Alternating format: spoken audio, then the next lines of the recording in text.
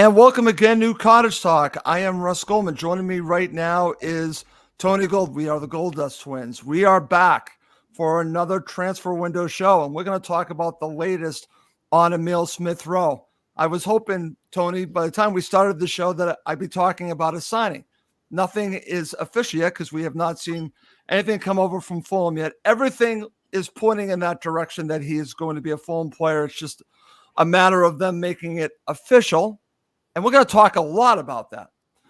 But before we do that, we have some breaking news that we're going to discuss. I also want to mention, if you're watching live, please feel free to subscribe to our YouTube channel. If you're watching live and haven't already, please do. We would really appreciate that. Also, please feel free to comment on the show for whatever you want to talk about. We'll try to get to that as well. We're going to talk a lot about the transfer window in the show. We'll talk about Emile Smith Rowe, a Spanish center back we are going to start with. We're going to talk about Ryan Sessegnon officially signing with Fulham, Scott McTominay, a lot of stuff, Tony. But let's start with the breaking news that just happened, I want to say about 45 minutes ago. I saw this and my head started to spin. This is according to Fabrizio Romano. Quote, Fulham agreed deal to sign center back Jorge Cuenca from Villarreal. Here we go. His signature line, unquote. Okay, Tony, so I've done a little background on him. Neither one of us really know a lot about this player. We don't. I'm going to share some information from WhoScored.com about strengths and weaknesses, but here are the things I do know. He's 6'2". He played many matches last year for a good Villarreal side, and he at one point was at Barcelona, so there are some good qualities there. He's also left-sided, so he can play left back, and he could probably play left-sided center back. So I don't see this as a potential replacement at right center back. I see this as potentially a Tim Ream replacement. That's where I'm looking at it, and maybe a backup to Anthony Robinson because he can play left back. Now, nothing's official, as we learned with Fulham. This came out of nowhere. First of all, what are your thoughts when you saw this news? Because this came out of left field, as we would say over here. Yeah, I mean, this is a player that, as you say, had no idea about, not even been mentioned in the last 4 or 5 months. This has just popped up out of nowhere. Look, at the end of the day, it's an area where I think we need to strengthen 100%. He's not going to be a starter, I wouldn't imagine. He's someone that's going to come in to bolster that area, probably as cover for Bassi, because he is left-footed. He can play on that side. But look, he's got decent enough potential, and he's obviously played at a reasonably good level in terms of the fact that he's been at Villarreal last season, played a lot of games for them. He's got Europa experience, Conference League experience. A couple of years ago, Barcelona were looking to sign him. So he's obviously got a pedigree. So look, at the end of the day, we need cover in that position. So as long as the price is right and we can, get it across the line, then it's bolstering up the squad, which is what we need at the moment. In terms of what it will bring, I wouldn't be able to tell you because I've never seen him play. And that's the same with me. So if you're looking for analysis on how he plays, I really can't tell you because I've never seen him play. The only thing I can share with you is what I've seen from WhoScored.com, and I'm going to share it right now, Tony. This is what they say about Jorge Cuenca. Strengths, crossing, very strong. Key passes, aerial duels, and tackling, all are strengths. Weaknesses, holding on to the ball and concentration. That doesn't sound good, Tony. He'll fit in very well then, won't he? Exactly. Style of play. Likes to play short passes. Clears the ball out of the defense often. Commits fouls often. He's going to fit in great at Fulham, Tony. Yeah, look. As I say, we need cover in that position. It's not, there's not many players around that, are free or available. So they've obviously looked at him. They've obviously watched him, and he's someone that I would imagine. I mean, I can't, be absolutely sure, but Silva's probably, had people watching him, scouts watching him, and they fed back and they think that he will fit into whatever system Silver thinks that, is going to be suitable. So, listen, it's going to be one of those, isn't it? Going to be interesting to see. Yeah, we're just going to have to see. And again, nothing's official, but this actually came from Fabrizio Romano. Even though I have my issues with him, he does break news and he does have very good sources. So I'm going to take this very seriously, as it's looking more than likely, but we'll see if it gets over the line. But what I also noticed, and I went to Transfer Market, it had its value at about £6 million. So this, I have a feeling it's not going to cost them a great deal. But as we're talking about, Tony, this screams of depth. That's what it screams to me. And there's nothing wrong with that. They need depth. Would I like a starting right center back? Absolutely. But it doesn't sound like this is that type of player. No, I think that you can pretty much guarantee that Bassi and Diop are going to be the two that start, unless, they magic somebody else up out of nowhere in the next sort of 14 days, which, you never know with Fulham, do you? So never. But you'd imagine that those two will probably be, the starters, and we'll have to see where we go from there. Okay. So let's move on. Let's talk about the latest with Emile Smith Rowe. So I've been following this carefully, and it's been interesting because I thought by now we would have a definitive announcement from Fulham Football Club. We do not. I'm just going to share what I've noticed on social media and what others have probably noticed as well, so we can talk about there. Tony, let's just start with the latest that we're hearing, and that is that he had a medical with Fulham yesterday. I've seen reports, I've seen photos of him flying out to Portugal. I've actually seen him going to the hotel that Fulham are at. Again, these are fans sharing this on social media.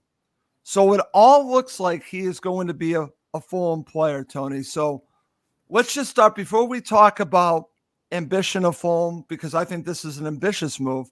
I just want to talk about this whole situation of him becoming a Fulham player. This is a player you wanted. You and I talked about this a lot. So just thoughts. Let's go back again of this.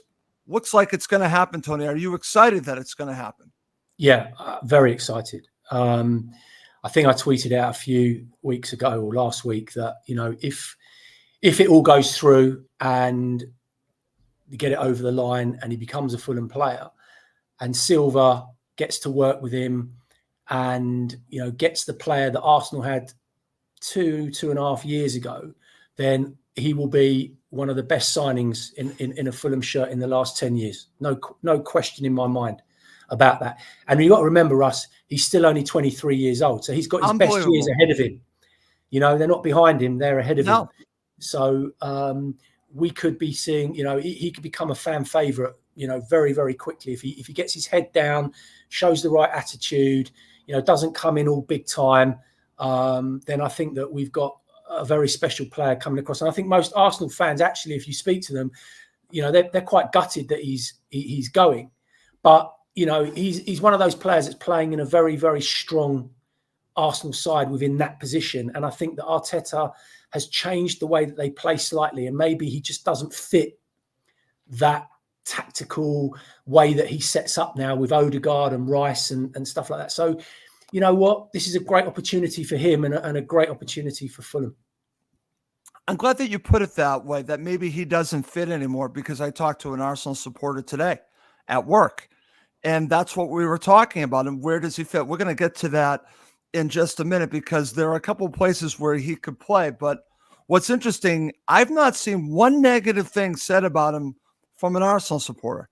In fact, like you said, most are upset that he is leaving because they think he is going to flourish into a great player. And if he does, like you said, this is going to be one of Fulham's best signings in the last 10 years and maybe even longer than that. That's how big this move is. So let's talk about this. I want to get your thoughts on this, because you and I talk a lot about, we want to see Fulham be ambitious.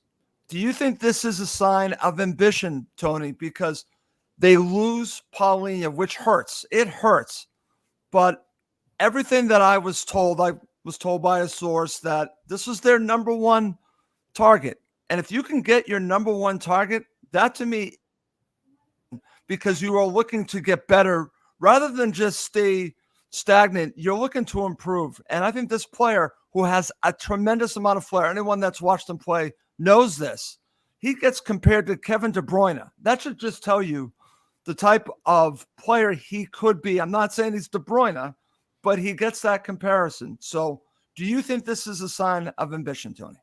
Yeah, I definitely think it's a sign of ambition, but it's like Fulham are playing a game of snakes and ladders, Russ. You know, we let a good quality player go, we bring in a good quality player. And it's frustrating in the respect that, you know, and I don't want to go over old ground because there's not really any point, but just to make the point, you know, if we'd held on to Mitrovic, if we'd held on to Polinia, if you're bringing in Smith Rowe, if you're then bringing in, you know, one or two other, you've suddenly got a team that's, you know, looking at top 8, you know, and competing at a really decent level. But it's almost like one out, one in. And no doubt about it, you know, he'll need to hit the ground running to get the best out of him. And so Fulham can get the best from him. But yeah, bringing in a player like that is definitely a sign of ambition, but we've got to hold on to him. And you know what happens more often than not, if he starts to play well and show that form that he showed at Arsenal, what's to say in a year, 2 years, you know, another big club comes in and off he goes, you know, right. But that is unfortunately, you know, that's the Achilles heel that we have as a football club. It is, Tony, because you and I want to see Fulham build something special to a team that can contend for Europe each and every year. I don't mean to speak for you, but I think you want to see that as much as I want to see that. And it's hard for a club like Fulham to compete against the Big Six, and you could say just the top 10 in general because of the size. But you should do everything that you can, even if he turns into that player, to hold on to him. And if you have to flip him, you flip him. But I don't want to do that. We talked about this on the last show. We want to hold on to Emile Smith Rowe, and he could end up being an 80 million pound player. Who knows? I mean, that to me is something not out of the realm if he is the player that everyone thinks he's going to turn into. And he'll have that opportunity with Marco Silva, which everything that I've heard has been a factor in him coming to Fulham is Silva. And that makes all the sense in the world, Tony, because how many players have we seen? We're going to be talking about what position we think he's going to play. But I can name so many players that improved. You can even say Willian improved. How about Pereira? Bern Leno, you could say, improved. There are so many of them. I can't name many that have gotten worse under Silva. They've all improved. If he unlocks this player, like we said, we might have something very special in years to come. He's got great pedigree, Russ. I think the only negative for him will be his attitude. Can he get his attitude right? Can he get his head around the fact that he's not going to be at Arsenal playing with, you know, world-class players every single day at training, every single game, that he's going to have to play a slightly different way? We know what we're getting in terms of a player because we've seen it. We know he's got the qualities. It's just about whether or not he can get his attitude, you know, right. And as I said, come in with his head down and work hard. And obviously a lot of that's going to depend on Silva because look, at the end of the day, we know that Palace were interested in him.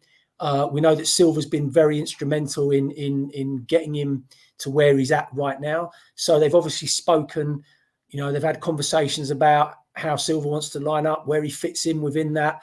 And he's obviously been sold whatever Silva's selling. So, you know, now we just need to get it over the line, get it done, get it announced. And then, you know, the excitement can start growing from there. And you know, it will be great to start, you know, seeing him involved. Totally agree. This is from Gary Cooper. This goes to our topic of ambition.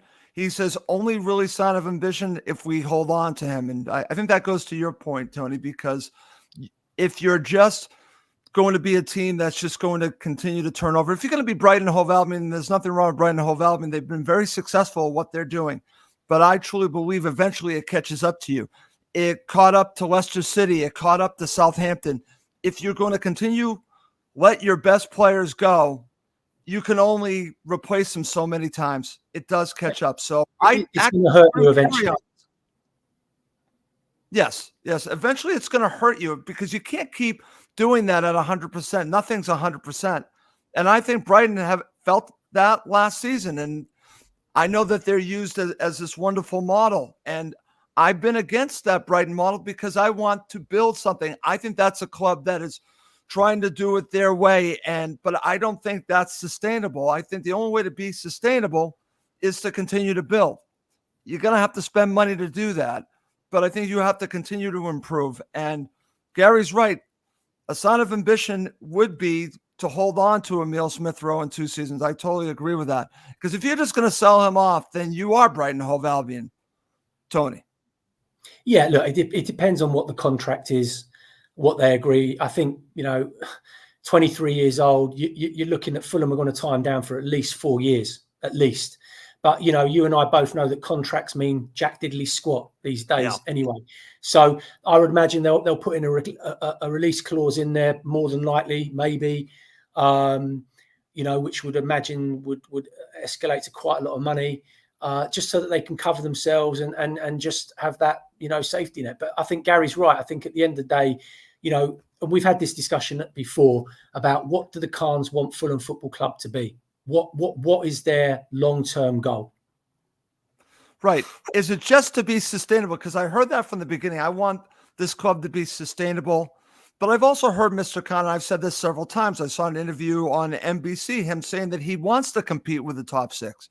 Well, it's time to put up or shut up. If that's what you truly want, I'm talking about Shahid. If that's what you want, you need not just Emile Smith Rowe. You need several other players to get to where you want. And you have to hold on to them to truly build something and say no to the bigger clubs. And Gary's right. Gary, you are right on this, because if you just bring him in for a couple seasons, you're not building anything. You are just basically treading water. You're staying in the league. You're staying competitive. But I've said this to you many times, Tony. I want better for Fulham. I want more for Fulham, and I would hope that the Khans want more, and I think that they do. All right, let's move on a little bit, because I want to talk about positions, and I saw this from Combe. This goes to our discussion here. Combe says, will ESR coming in be detrimental to Andreas' minutes, or could it even mean Pereira is leaving? Interesting topic. I don't have the answer for that. But what I do have is a discussion that we can talk about, and it's this: what position does he play? Because I've talked to an Arsenal fan this morning. He's telling me that his best position is central. He has the number 10 shirt, and he is pretty good coming from the left, but not a left winger. So he could be most impactful probably in that number 10 role, but that's Pereira's role. So what are your thoughts? You've said to me, I'm sorry to put words in your mouth, but you've told me you think it would be a waste to put him as a left winger. So 100%. Let's talk about that. 100%. I think, Cole makes an interesting point. Look, if you're bringing Emile Smith Rowe into Fulham, he's got to play in the 10. Simple as that. I think what it will do to Pereira, I don't necessarily think it will be Pereira leaving, but what I think it will do is it will give him a kick up the jacksie, which is what I think he needs. We've discussed this, Russ. I think he coasted last season, far too many games. He was too comfortable. There was no real pressure on him. He was like, Silva's top dog in there, played pretty much every game. And he needs competition. He needs someone kicking him up the jacksie and saying, right, do you know what? You got a bit of competition now. For me, Smith Rowe, I think when you saw him play at Arsenal, when Arteta had him, he was given that license to drift in the 10 role. Yes. And the reason for that is because he's very creative. He's got a great football brain, and he's very imaginative with his passing range. And I think that's something that Fulham, have lacked in terms of the quality. He makes great driving runs off the ball. He breaks lines. He's good in the channels. I think the one thing he lacks is goals. But we seem to have I think that's something that Arteta wanted him to work on when he was at Arsenal, and that's probably another one of the reasons why he's happy to let him go, because Odegaard plays that role and he scores goals. There's things that he needs to improve on. I don't think he's particularly great in the air. In fact, I don't think he's ever scored from a goal with his head. And also he needs to work on his composure in front of goal and work on his crossing in wide areas. And that's why I just don't think that he would be productive in those wide areas, lacks a bit of maybe a yard of pace to play there. So for me, in a Fulham shirt, he's got to play in that 10 role. He's got to have the license to play in there. Okay. If you're watching live, feel free to share your comment. Would you like to see Emile Smith Rowe, if he becomes a Fulham player, which we hope it happens, play in the number 10 role or play out wide in the Willian role? Where would you want him to play? I agree with Tony. I want him to play in the number 10 role. You're paying him all this money. I think that's where he can be most effective. You want your best players to have the most effect on the game, and that's that number 10 role. I think that would be vital, Tony. So for me, I'm with you on that. And I think that's what he would be brought in to play. You and I have also discussed, is it possible that Pereira could play the number 8 role? Could he play a little bit deeper? Yeah. I think actually you could play him a bit deeper because he's so comfortable on the ball that, I think one of the biggest issues that we've had is playing out from the centre halves into midfield. However great Polina was when we didn't have the ball, he wasn't necessarily always the best in possession. And I think having a confident ball player in there will help us get higher up the pitch and get the ball forward. And I think definitely, as long as he's got someone alongside him in there, and again, that we'll come on to that a bit later. Yep. But then I don't see why he couldn't, go in there and do that. Okay, very good. All right. Okay, Tony, let's talk about a player there's been a lot of speculation on. In fact, there just was some speculation from TalkSport. I saw this earlier. So according to TalkSport, Fulham are preparing a £30 million bid for Scott McTominay. Now, they actually had one earlier, I believe, that was rejected. So this would be a second bid for McTominay. And what's interesting about this is that when the Polina stuff was going down last season, it was the name of McTominay was floated around as the replacement for him. But every person I've talked to says he is not the replacement for João Polina. That's not his game. He is a different type of player. So, first of all, what are your thoughts about McTominay? Do you want him? And then we'll talk about where would he play. I'm very skeptical about this talk, as you know. If there's any truth behind it and there's any possibility of it happening, then absolutely 100% Fulham should get the deal done. No question. 30 million, you're probably going to have to pay over the odds a little bit. You're probably looking more 35 million to get it done. Yeah. But yeah, the attributes that he has, I think he's a player that we don't have at Fulham. We don't have a player like him at Fulham. He's solid at set pieces, corners. He'll be a threat. He's another one of those players that he's very strong, offensively, but also defensively without the ball. He's got a good engine. He's a fit lad, and I think he would fit in really well into Silva's setup. And I think if you've got someone like him in that position, then you can definitely play Pereira off him and play Smith Rowe slightly higher. And it just changes, the picture on the pitch for the team, and it gives him a lot more flexibility to use players. So if there's any truth behind it, I would definitely get him in. Okay. And what's great about him, and we haven't talked about this, is that a major benefit of McTominay, he scores a lot of goals. He scores goals. Yeah. He's very dangerous. So he's a player that, like you said, I don't think Fulham have that type of player. So I would be all for this. And listen, it's not my money. It's the Cons' money. If they want to spend the money, go ahead. I don't care. I know everyone's all worried about all the financial ramifications, but I do believe that once the Riverside stand is complete, that the revenue coming from that is going to help Fulham a great deal. We'll see how much. I don't know exactly how much, but I think that's going to give them some flexibility to do some things that maybe they couldn't do until this stand was built. So that's just my 2 cents on that. I don't know for sure, but I think once they have more revenue coming in, I'm hoping that they use it and, give it back to the team, put it back into the team, because that's what Mr. Khan said from the beginning. We already talked about sustainable. Well, use that revenue from the Riverside stand to make Fulham more sustainable and more dangerous. So we shall see what happens with that. So now we've talked about McTominay. So let's move on. Let's talk about Ryan Sessegnon. We've already talked about it, but now it's a done deal.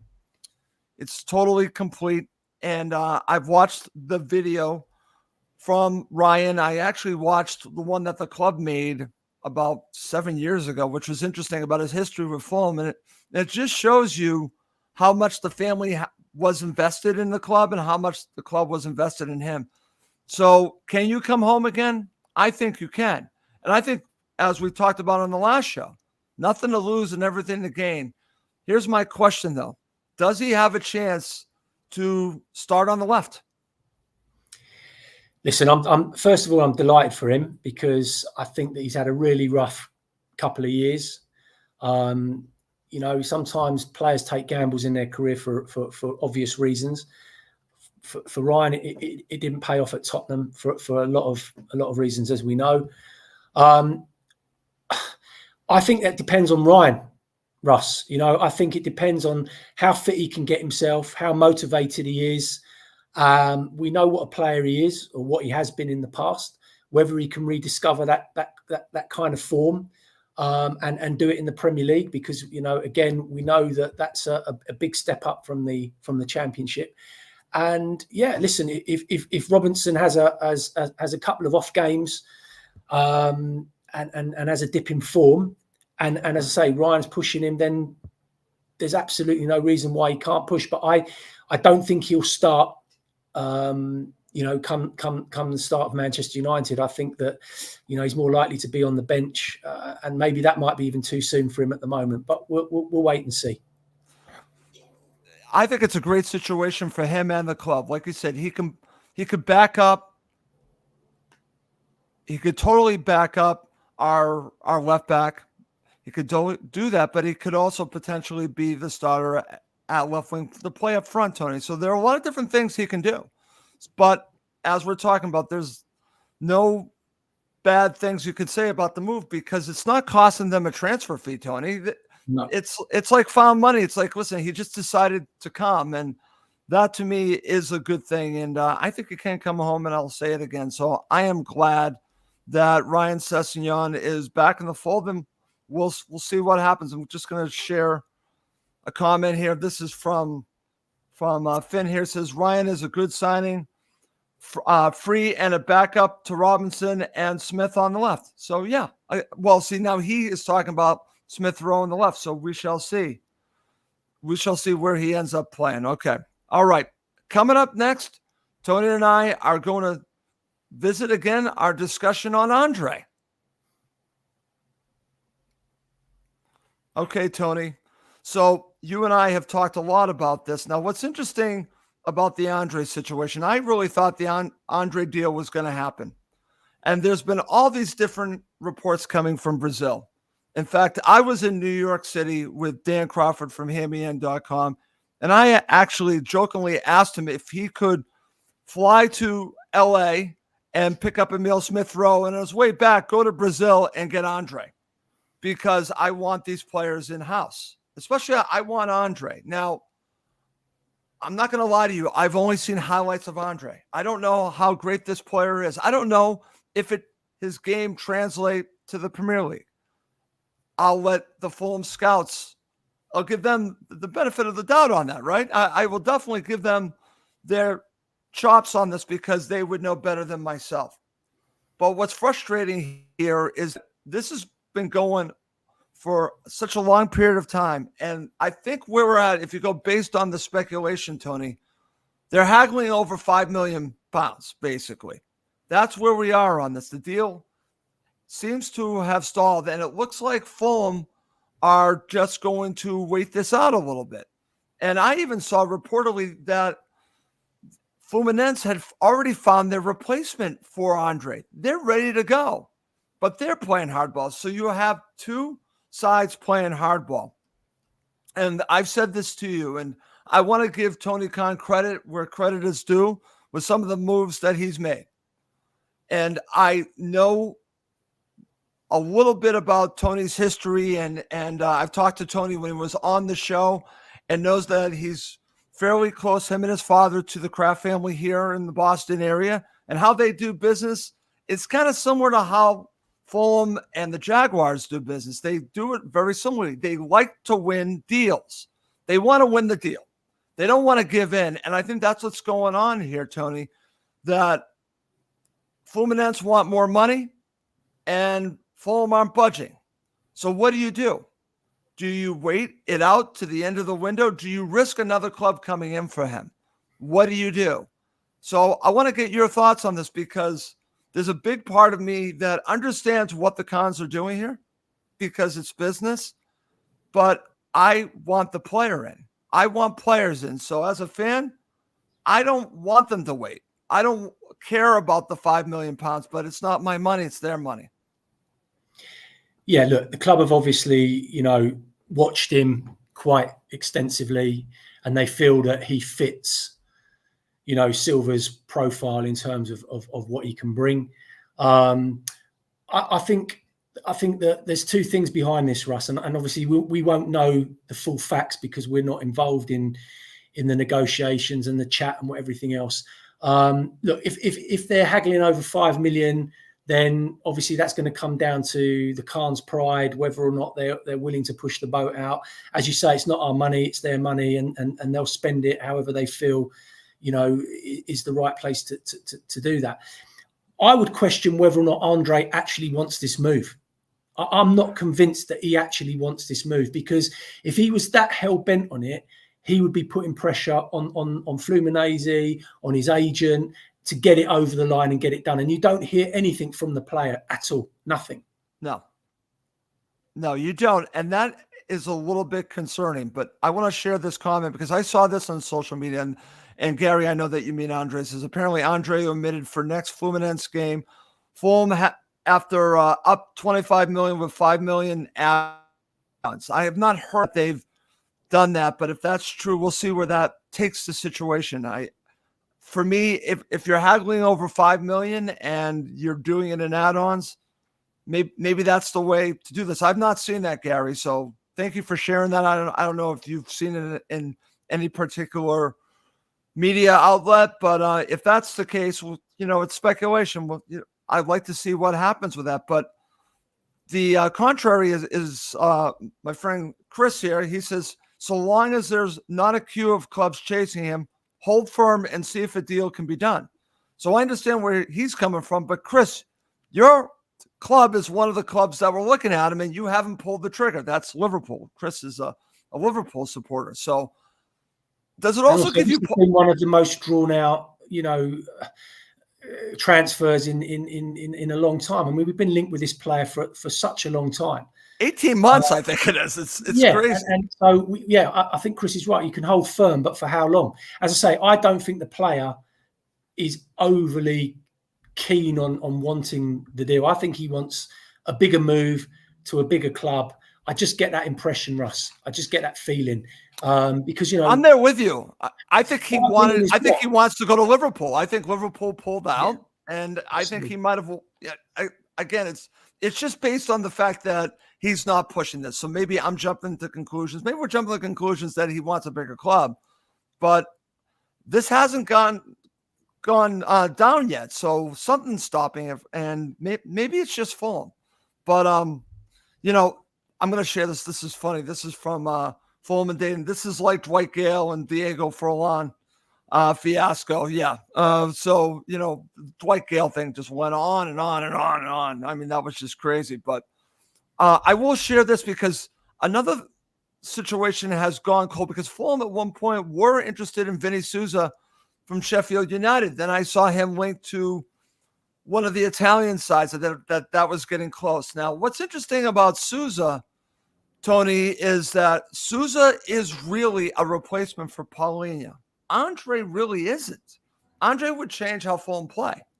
So this all goes down to, what do they want? Do they want just someone that can do exactly what Paulinho does? Then I would go all in on Souza. But if they want a player that is more dynamic, then you probably go with a player like Andre, because he's going to be more dynamic. So it's interesting. I don't exactly know what they're doing, because we don't know. We're not in there. We don't exactly know what is in Silva's mind, what's in Tony's mind, what's in Alistair McIntosh's mind, and the whole recruitment team. What do they want for this position? When they decided to let Paulinho go, a plan. I'm serious. Did they have a plan? And if so, what was the plan? Was it to change how Fulham play with Andre? Or was it to get Andre and get a compliment to him that could, like a Sousa, to play with Andre? I don't know. But it's a really fascinating situation because I don't know how Fulham are going to play against Manchester United, Tony. Are they going to play a little bit differently without Paulinho? Yeah, look, obviously it depends on how Silva lines up with the starting 11. I think you can pretty much guess what that will be, providing, the current players that we're being linked with go through and stuff like that. But look, he's not going to change the style of play. I don't think we're going to go to Old Trafford and park the bus and, be all defensive. He's going to go there and try and win the game. But I think that when Paulinho, when they knew that Paulinho was going, they obviously had several targets in their mind lined up. Silva must have had a list of players that he wanted and was interested in. He probably went to the Khans and said, right, we need to get this one, this one, this one, and this one, and this would be my priority in terms of order. Obviously, as you know, Russ, football doesn't always work like that. It's not always easy to get transfers through, players through, because of demands, because of the way the clubs work. It's a massive process, and it can be quite messy and quite difficult, especially when there's loads of agents involved and everything else. So that's why nowadays it takes so long to get these things over the line. But look, Andre and McTominay, are they both going to come to the club? Are they going to, if they sign McTominay, does that mean they're going to call their interest in Andre? If they sign Andre, does that mean they're not? So there's a lot still to be done. Totally agree. That's what's interesting about everything going on. You're trying to put all the pieces together. It's almost like a domino effect. You're trying to figure out exactly what happens when they sign Emile Smith Rowe. There's another domino fall. Which direction do they go? Do they not go the Andre way? And what's interesting is that I've seen some comments here, and I'm trying to find it right now, is that this is from our friend Gary Cooper again. I would actually prefer Sousa to Andre, more accustomed to Fulham's setup. Now, that's interesting because that would be true. Like I said, it would be more traditionally Fulham in the Premier League if you bring him in. But it wouldn't be more dynamic. Now, if you're bringing in Emile Smith Rowe, does that mean you're looking for a player that's more dynamic as your defensive midfielder? Maybe that's why they're focusing more on Andre than Sousa. Look, I say I haven't seen enough of Andre really to compare. I saw a lot of Sousa, obviously, last year at Sheffield United. But, look, at the end of the day, he's still a player that got relegated, right? He played in a team that got relegated. Would he be more effective in a better side? Quite possibly. What's the difference between the two? I'm not sure. The only thing I would say is that at least he has Premier League experience now. He's had a whole season there. He knows the pace of the game. He knows how cold it gets in January. And all that. So he's accustomed. He's acclimatized. We don't know how Andre is going to acclimatise. Number one, to the Premier League, and number two, to the to the conditions of England. It makes a big difference. No, definitely true. Okay, Tony. So the show's been great. I have an idea to finish up the show, and I'm going to call this section, Where Does He End Up? So I'm going to give you some young players that we've talked about on this show, and I want to get your thoughts on all the players and where you think they end up, whether it's the start of the season or the end of the transfer window. Okay. Let's start with all the stuff with Jay Stansfield. Where do you see him ending up? Do you see him at Fulham, or do you see him going out on loan, or potentially do you see him being sold? What are your thoughts on Jay Stansfield, the situation with him? There's a lot of talk about him at the moment in the media. I take it with a pinch of salt. I can only go by what I've seen. And it looks clear to me that Silva has intentions of him being around the first team squad at the moment. So based on that, I have to assume that, unless something drastic happens between now and the start of the season, that he's in Silva's plans to be part of the squad. Okay, so you see him as being part of the squad and fighting for position. What would you say if even Birmingham City came in at, say, $5 million? Would you consider it? Yes. Yes, I would. It, Tony. And the reason I would consider it is because longevity-wise, I just don't. I don't think Jay Stansfield is quite at the level for what we need him to be. And he, in my mind, he's always going to be a minimum a squad player. I don't see him being a regular, starter and someone actually that can come on and change a game. I think it's asking a lot at this stage. So ultimately, if Birmingham came in with a £5 million, then you know what? For me, it would also for Jay Stansfield. He wants to play football. You'd imagine he wants to play, so he's going to play there. So he's going to go. He's going to play. And any footballer worth his salt wants to play football. They don't just want to be a bit part player. They want to play. So I think that that's something that they would have to think about.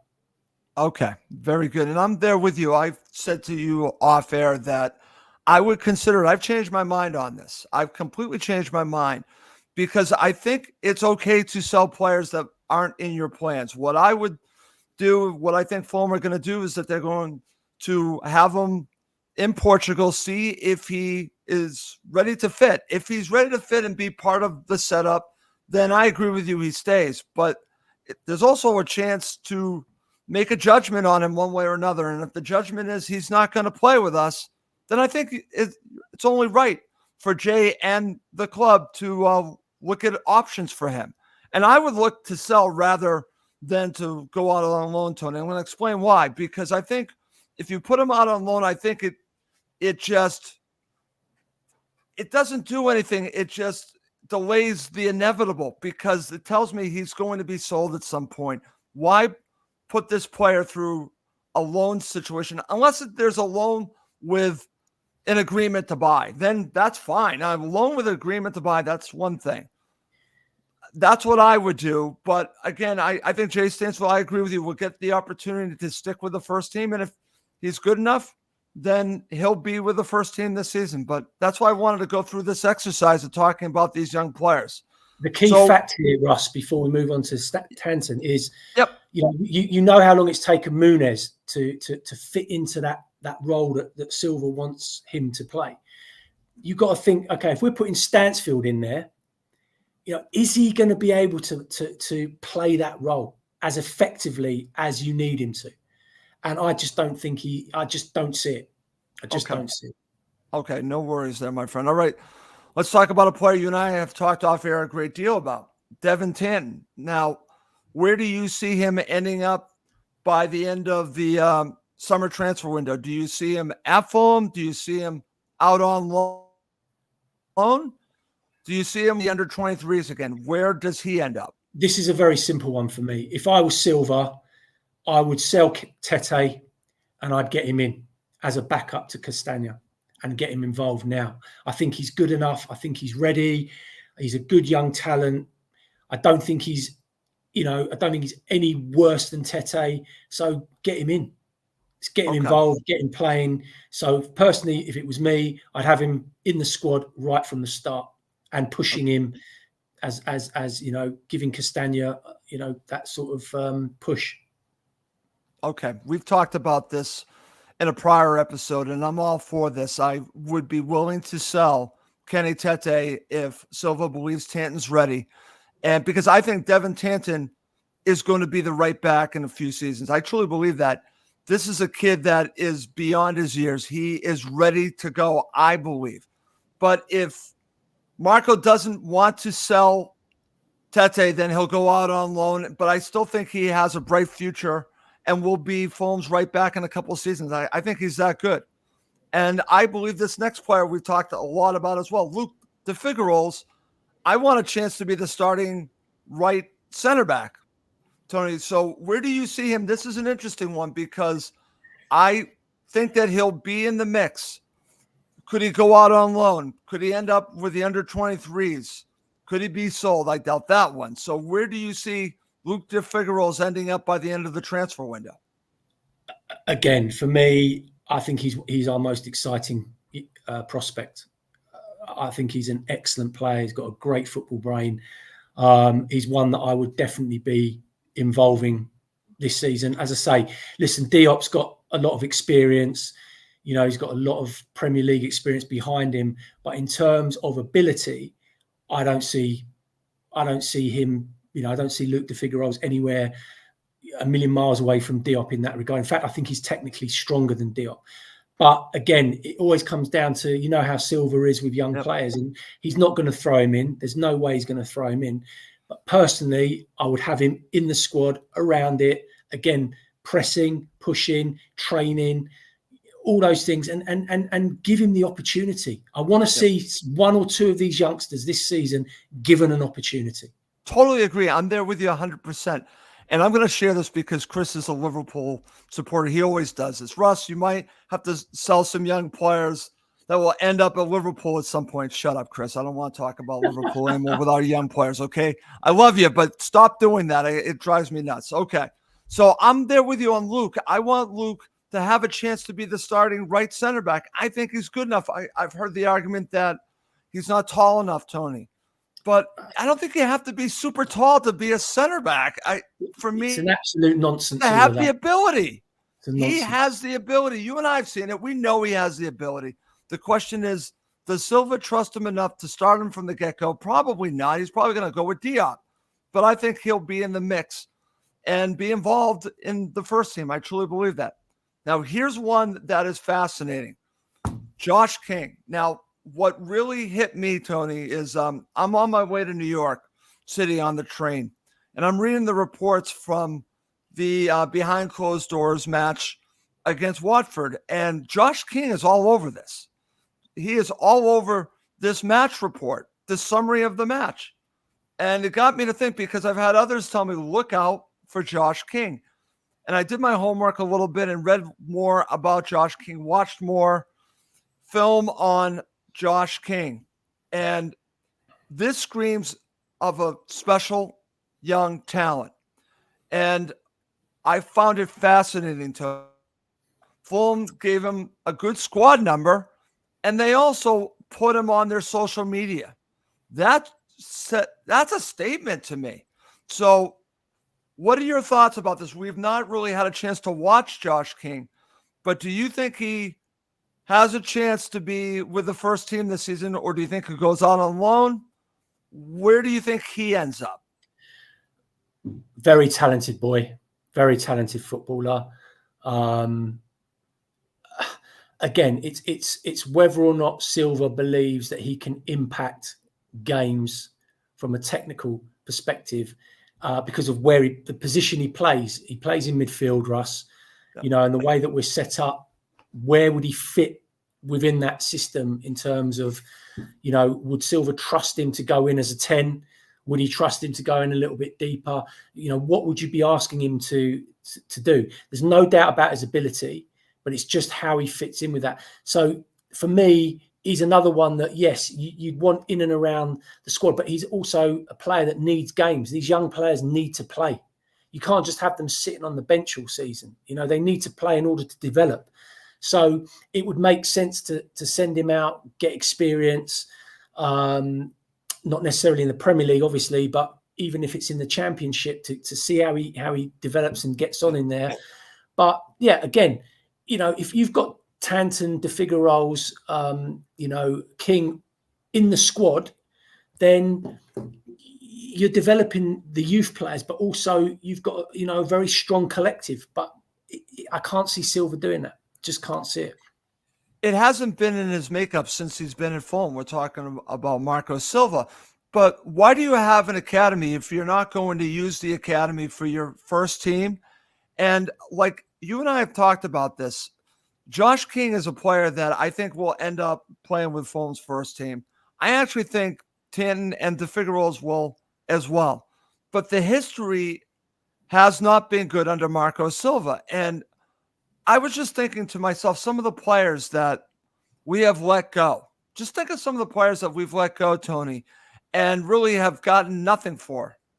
The most notable right now is Matt O'Reilly, okay? That should drive every Fulham supporter crazy. He's right there, and he ends up now at Southampton for a good-sized deal, okay? So congratulations to him because he's proved all the doubters wrong. He proved Fulham wrong. That one drives me crazy. I was trying to think of a player. I was saying to you, I couldn't think of the American player that moved on to Spain eventually, and it was Luca de la Torre. He's actually, I think he might still be at Celta Vigo. So he was at Fulham. We had Pat Roberts. We could talk about the poor situation with Pat Roberts. I think if Pat Roberts stays at Fulham, go out, his career would be different. That's just my thoughts on that. But the thing is, if you got players that you're developing, there should be two ways of using them, Tony. And you and I were talking about it last night. It's not just to develop them for the first team, but it's also to move them along in their careers and sell them on and find them, I would say, you find them a good home. You find them a good home to develop their football, but you make some money because you're developing them. And I think it's a shame that Fulham let Matt O'Reilly go. Just let him go. Just let him go. How many players does this happen to? And I think they need to do a better job of developing players, but finding the ones that they believe are going to make the first team. And the others that are on the fringes, sell them. Move them on. Don't just have them go out on loan because, as I just said before with Jay Stansfield, I think if you send him out on loan, then you're just delaying the inevitable. He's not going to play with the first team if they send him out on loan again. I truly believe that. I think they made a judgment if they send him out on loan. He's not going to play with the first team. So move him on. That's the way I look at it, Tony. But I think they need to do a better job. I'm talking about the club. If they have this wonderful academy, which they think that they have, they need to utilize it more. Yeah, they do. Look, hundreds, if not thousands of kids get released every year from football clubs up and down the country. Even some of the most famous players have been released. Harry Kane was at Arsenal and they released him when he was 14 because they felt, because of the opinions, that he wasn't going to be quick enough, he wasn't developed, and whatever it was. And look what happened. So players do change and develop at different times and stages and stuff like that. And obviously patience isn't something that is rife in football anymore. It's about instant success, instant this, instant that. And I think Barcelona now are starting to change the way that they perceive players. If I think you've seen it in the last season. If they think you're good enough, they're putting you in and they're giving you the opportunities. I think because managers now in the Premier League are so concerned about their jobs because it's so results driven, a lot of managers are fearful of taking that risk of throwing young players in because of what might happen. And I think that's the problem that that these young players have now. When they get to a certain point, managers are a bit reluctant to give them that opportunity because their job's on the line if it doesn't work out. Right. And I totally understand that. I absolutely do, Tony. But I just want to see them utilize what they have. And I just don't know if they're doing the best job that they possibly can. But anyways, Tony, I was hoping that we would have an announcement before we ended the show of Emile Smith Rowe signing with Fulham. We don't have anything yet. I feel it's imminent, but until it's done, it's not done. But I truly believe it will get done. So before we wrap up the show, I just want to thank everyone who has watched live with us. At the pinnacle of the show, we've had 350 live people watching with us. So thank you, everyone who's watched live. Please do subscribe on YouTube and Apple Podcasts. I really want to get those YouTube numbers up. So if you are watching for the first time, please do subscribe to the YouTube channel. That would mean a lot. And like I said, right now we're up to 350 people watching live with us, Tony. It's pretty good. Brilliant. Okay, so before we wrap it up, any final thoughts, Tony, on the show, on what Fulham are doing? No, listen, it's all positive stuff. I think it's a little bit laboured, given that we're a couple of weeks away from the first game. But as I say, it's part and parcel now, and we just have to make sure that we get the deals that are in the pipeline done. And then obviously it's Silver's job to bring it all together, and hopefully we can go to Old Trafford first game positive and look to, you know, to get a good result. It's not going to be easy, but you know, at least we've got something to look forward to. Okay, I'm totally there with you. And before we get ready for that match at Old Trafford, I'm going to do another show, and we're going to talk about our starting 11, and we'll see how it all transpires. I look forward to previewing that match. Well, I'll have a show or two before that. I also want to mention that I'm actually going away next week, so I won't be around to do an episode of Cottage Talk, but hopefully I'll be doing a show when I return and do a couple more shows. And I want to thank everyone that has really supported this show. I've gotten a lot of support. Obviously, Tony, I want to thank you because the shows we've done have been so much fun. So thank you, my friend, for doing it with me. Thank you. It's brilliant. Okay. Well, that's going to do it for this episode of Cottage Talk. As always, please do subscribe on YouTube and Apple Podcasts. It does help other phone supporters find us. That's going to do it for this episode. My name is Russ Goldman. He's Tony Gold. Thank you as always for watching and listening to Cottage Talk, part of the Talk Sport Fan Network.